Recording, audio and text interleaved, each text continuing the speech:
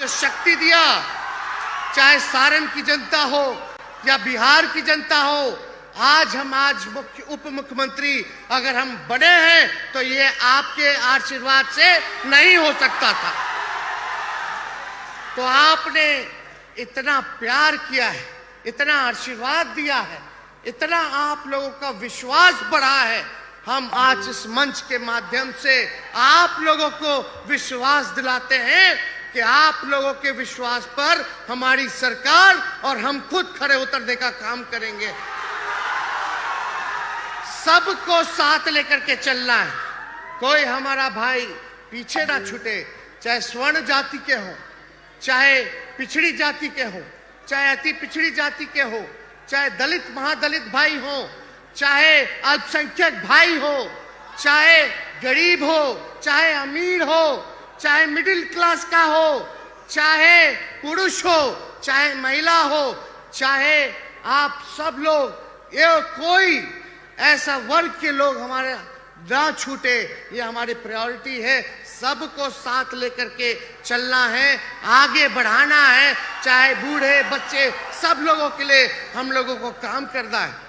और आपको हम बता देना चाहते हैं कि जब चुनाव चल रहा था 2020 में, तो हमने कहा था कि अगर हम सरकार में आएंगे तो 10 लाख नौजवानों को सरकारी नौकरी देने का हम काम करेंगे। और हम माननीय बिहार के मुख्यमंत्री नीतीश कुमार जी को दिल से धन्यवाद देते हैं। हमको भी अंदाजा नहीं था जब 15 अगस्त गांधी मैदान में जब उन्होंने झंडा फहराने का काम किया, एक ऐतिहासिक जगह से एक ऐतिहासिक दिन उन्होंने घोषणा किया कि 10 लाख सरकारी नौकरी के साथ 10 लाख रोजगार भी देंगे, यानी 20 लाख लोगों को नौकरी और रोजगार हम लोग देने का काम करेंगे। और उसी दिशा में पहले दिन से हमारी सरकार जो है काम में लगी है और तय किया गया, चाहे जितने भी डिपार्टमेंट हैं, पद रिक्त पड़ा है, उन सभी रिक्त पदों को अविलंब हम लोग भरने का काम शुरू करेंगे। और अभी तो 3 महीना भी नहीं हुआ सरकार को। हमारा जो कमिटमेंट था, आप सोचिए कि 1.5 महीना के भीतर से ही हम लोग नियुक्ति पत्र जो है बांटना हम लोग शुरू कर दिए। और आप सब लोग जान रहे हैं कि मेरे पास स्वास्थ्य विभाग भी है। स्वास्थ्य विभाग में लगभग 1.5 लाख सरकारी नौकरी हम लोग देने जा रहे हैं, खाली एक विभाग में। तो ये एक विभाग, वैसे पुलिस महकमा है, वैसे ही आप देखिएगा शिक्षा विभाग है, और भी विभाग है। तो तकरीबन जो मिला करके बस थोड़ा इंतजार कीजिए, सारे अधिकारियों को निर्देशित कर दिया गया है। ये शुभ खबर जो है आप लोगों तक जल्द पहुंचने का काम होगा और लाखों के संख्या में बहाली का विज्ञापन हम लोग निकालने का काम करेंगे। आप सब लोग जान रहे हैं आज देश का असल मुद्दा क्या है। गरीबी, भ्रष्टाचार, बेरोजगारी, किसान का आय दुगुना हो, ये असल मुद्दा है। और क्या है कि भाई बिहार की तरक्की हो, देश हमारा आगे बढ़े, हर हाथ को काम मिले, महंगाई कम हो, इस सारे दिशा पे इस पे चर्चा होनी चाहिए। और सभी सरकार को इन बिंदुओं पर जो है काम करने की जरूरत है कि कैसे हम जो है बेरोजगारी को खत्म करेंगे, कैसे हम गरीबी को खत्म करेंगे, कैसे हम अपने देश की आर्थिक स्थिति को सुधारने का काम करेंगे। लेकिन कभी कभी कुछ लोग कहता रहता है, काम में तो ध्यान नहीं रहता, खाली बोलता ही रहता है लोग, चाहे जुमला बोले या झूठ बोले। और हम लोग तो आते ही अपने अपने काम में लगे हैं।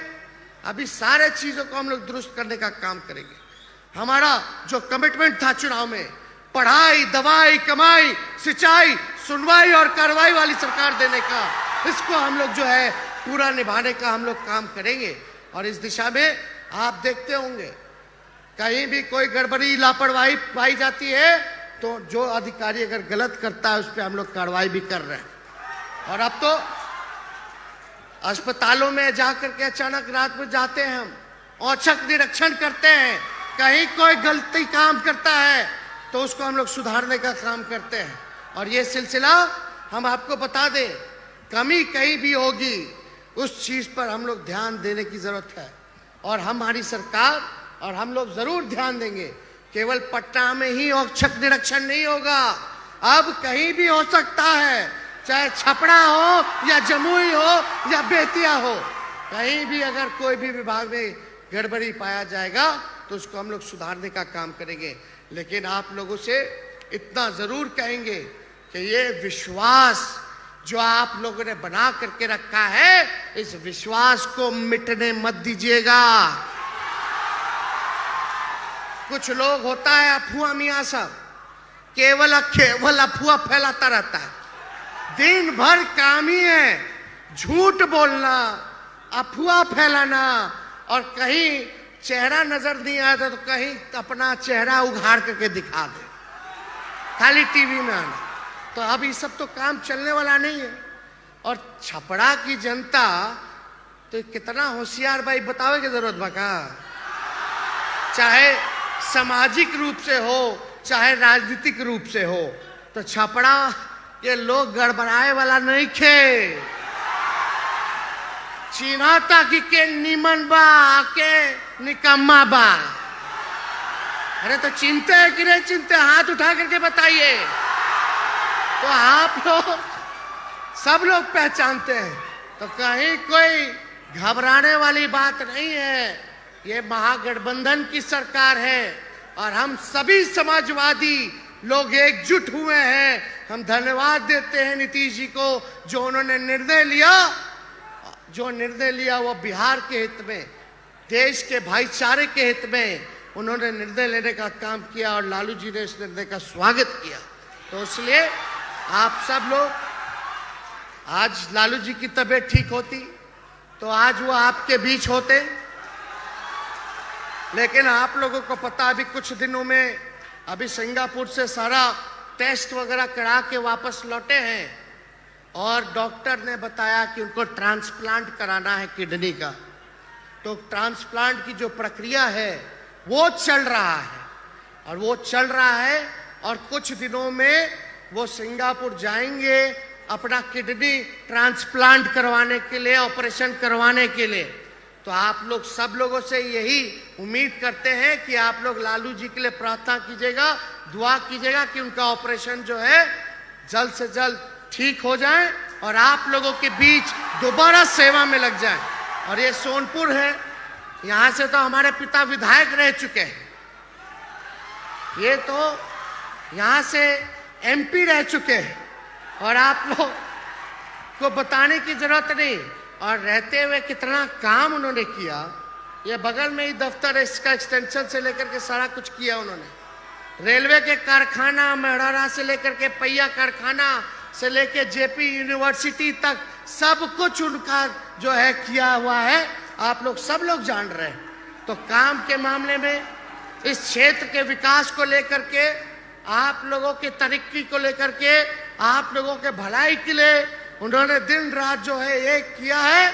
और हमारा कमिटमेंट है, हम उनके बेटे हैं और हम इतना जरूर कहेंगे कि जो लालू जी ने, जो हमारे पिता के साथ साथ राष्ट्रीय अध्यक्ष भी हैं, जब आपके लिए खड़े उतरे हैं तो उनका बेटा भी कभी भी आपके काम के लिए झुकेगा नहीं, आपके काम को पूरा करने का काम करेगा। तो ज्यादा कुछ समय ना लेते हुए आप सब लोगों को, क्योंकि ढेर टाइम हो गया, आप लोग बहुत देर से यहाँ जो है इंतजार कर रहे हैं, और हम माननीय विधायक यहाँ रामानुज जी हैं, परसा के विधायक छोटे लाल जी हैं, इनको भी बोलने का अवसर चाहिए था, लेकिन प्रोटोकॉल को देखते हुए और समय सीमा को देखते हुए उन सभी लोगों से क्षमा मांगते हैं।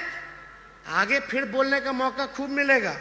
अभी हम लोग संगे संगे घूमेंगे, जो गड़बड़ी करेंगे उसको दुरुस्त करेंगे, काहे चिंता कर रहे हैं। और जितने भी यहाँ हमारे अधिकारी हैं, चाहे यहाँ की कमिश्नर हो, डीआईजी साहब हो, डीएम साहब हो, एसपी साहब हो, पर्यटन विभाग के जितने अधिकारी हो, 2 साल बाद जो है ये मेला का अवसर मिला है। बीच में कोरोना था, ये कोरोना का कृपा है कि अब भाग गया, ताकि ये मेला करने का अवसर मिला है। तो इस मेले के तैयारी में जितने भी अधिकारी यहाँ जुटे हैं, उन सब लोगों को तहे दिल से हम धन्यवाद करते हैं।